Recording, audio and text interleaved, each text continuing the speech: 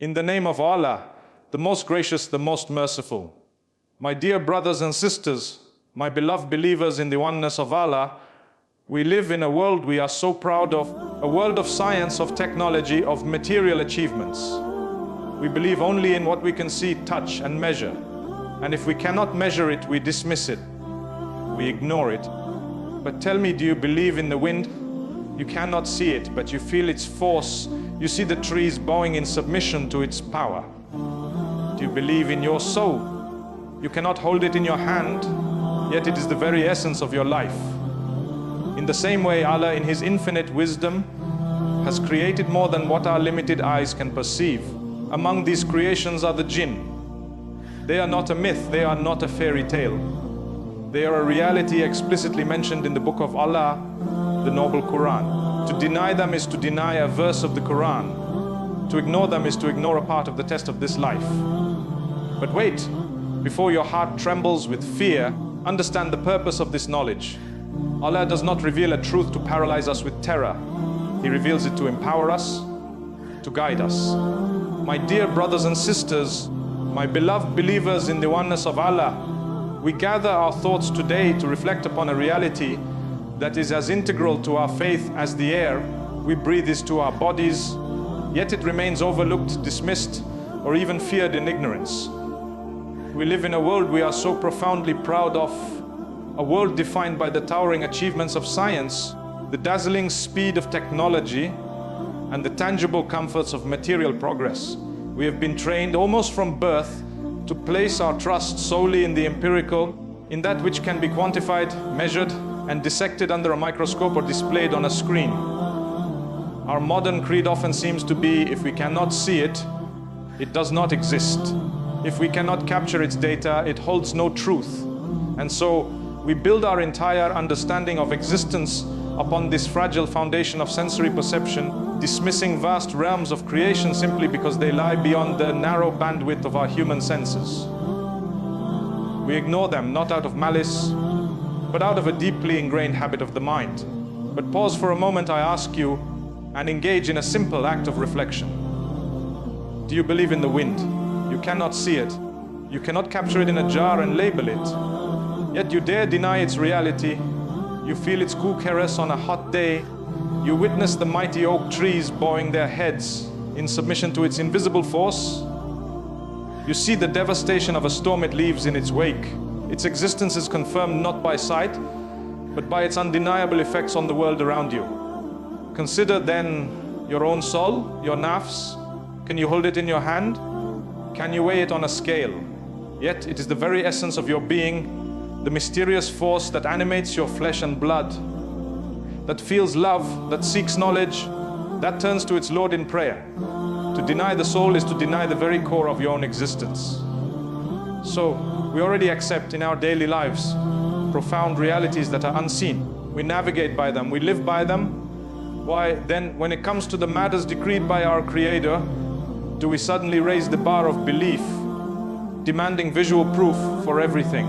This selective skepticism leads us to the heart of our discussion today.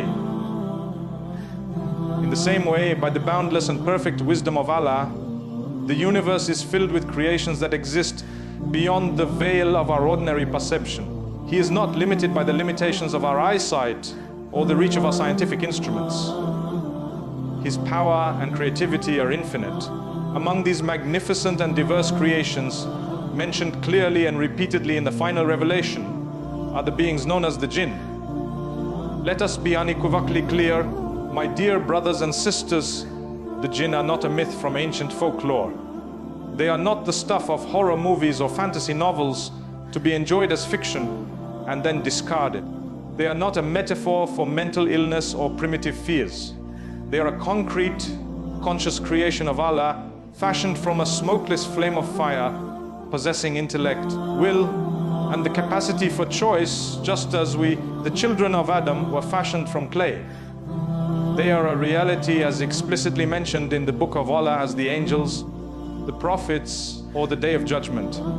To categorically deny their existence, therefore, is not merely a difference of opinion, it is to knowingly reject a verse of the Holy Qur'an. It is to call into question the very words of our Lord. And to ignore this reality, to live as if this dimension of creation does not matter, is to willfully ignore a significant part of the test of this life, a component of the unseen world that Allah has chosen to inform us about for a profound and wise purpose. This knowledge, however, is where many stumble into a crucial error. The mere mention of the jinn sends a shiver down the spine for some. It conjures images of possession, whispers of dark magic, and feelings of helplessness against unseen forces. Hearts may tremble and minds may race towards superstitious practices, amulets of unknown inscriptions, and visits to so-called healers who traffic in fear. This, my beloved people, is a dangerous distortion of the truth. It is a trap. But wait, before your heart is clouded by unfocused fear, it is essential to understand the divine purpose behind Allah revealing this knowledge to us. Allah, Al-Hakim, the All-Wise, does not unveil a truth about His creation to paralyze His servants with terror, to make us cower in our homes, or to turn us into paranoid individuals seeing evil in every shadow. Absolutely not. That is not the way of our compassionate Lord. He reveals this reality to empower us, to guide us, to complete our understanding of the cosmos and our place within it. This knowledge is a gift, a lamp in the darkness, not to show us more darkness, but to show us the path through it. It is meant to direct our response correctly, not toward the creation, but toward the Creator. The greatest triumph of Iblis, the chief of the devils from among the Jinn, is not to make you believe in him.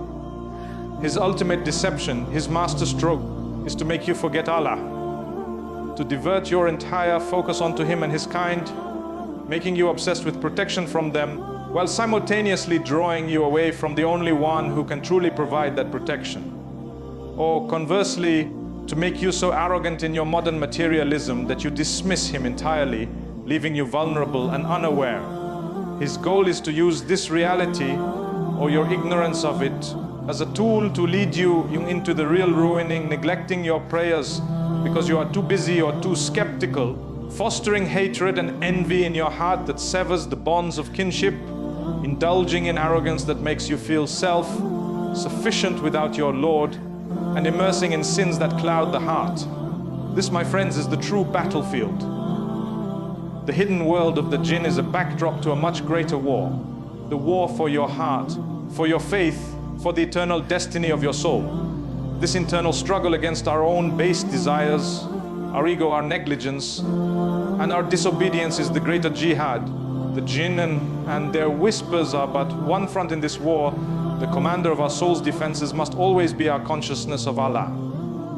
When we understand this, the knowledge of the unseen ceases to be a source of fear and transforms into a source of profound spiritual strength and clarity, reminding us constantly of the comprehensive nature of our faith and the all-encompassing mercy and power of our Creator, who has informed us of everything we need to know to succeed in this life and the next.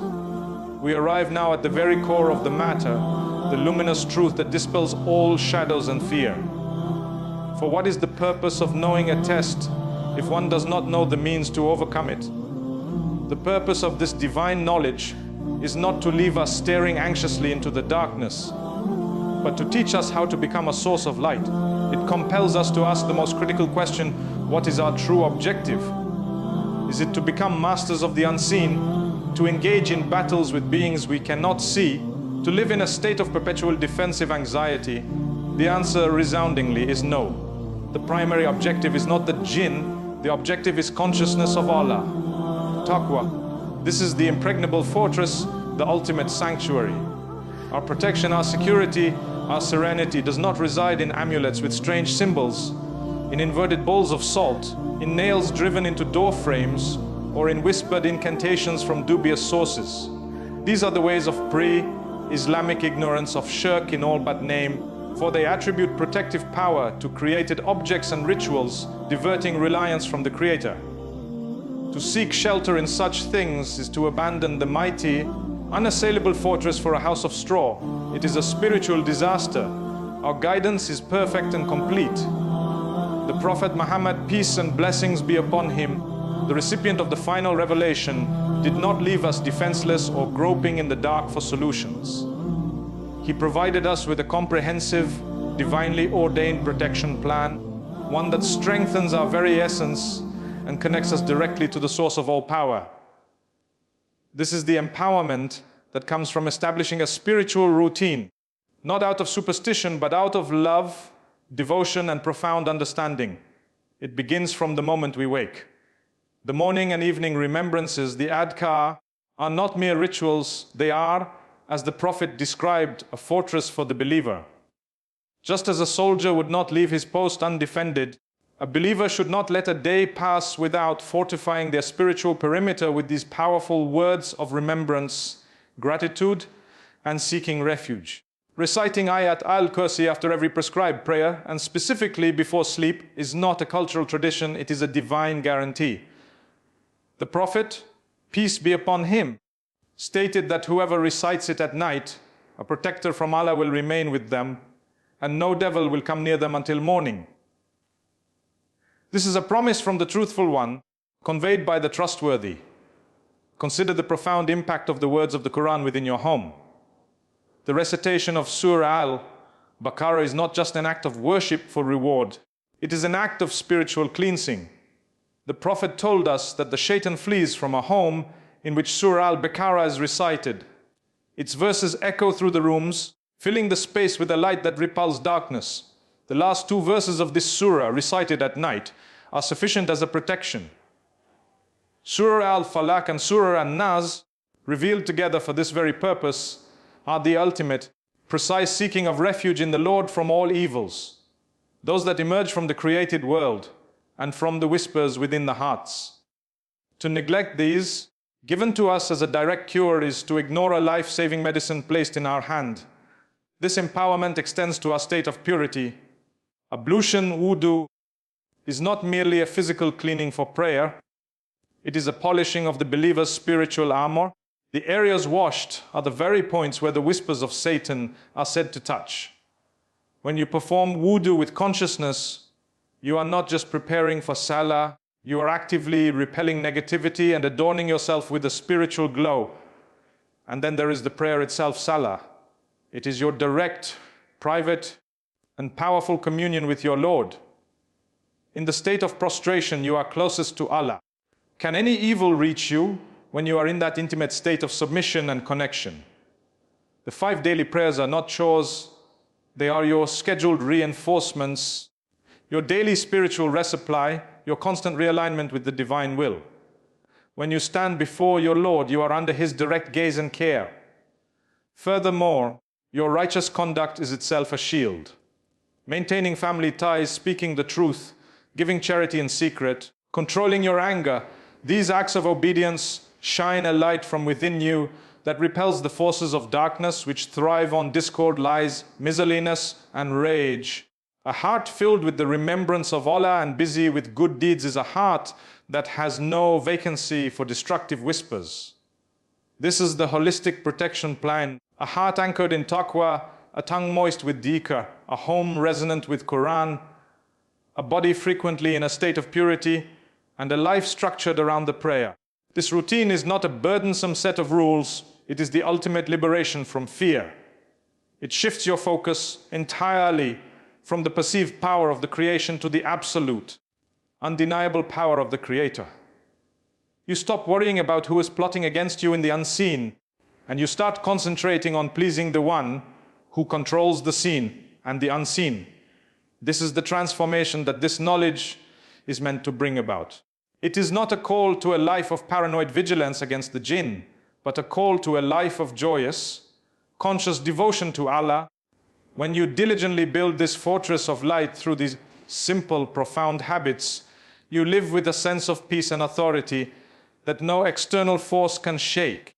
You understand that your safety was never in knowing the details of the hidden world, but in knowing the Lord of all the worlds and adhering to the path He has so clearly and mercifully laid out for those who wish to walk in security and faith.